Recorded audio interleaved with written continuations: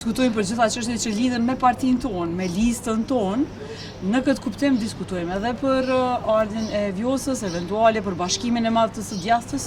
Mbledh domethënë anëtarët e kryesisë së re, edhe të gjithë anëtarët e kolegjiumit kryetarëve të degëve, për të diskutuar për aktualitetet politike edhe për gjithçka tjetër që lidhet me aktualitet politike. Është Vjosa Osmani?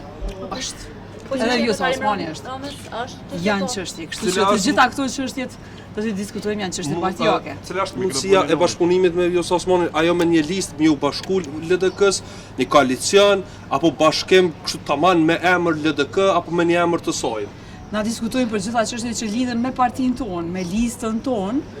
Në këtë kuptim diskutojmë edhe për ardhin e Vjosës, eventuale për bashkimin e madh të së djastës, që kemi diskutuar që sa kohë dhe e shohim si domosdoshmëri për Kosovën. Në ndërkohë për gjithçka tjetër do alim pas. Me përparimeron mes au dërku përpari kryetari.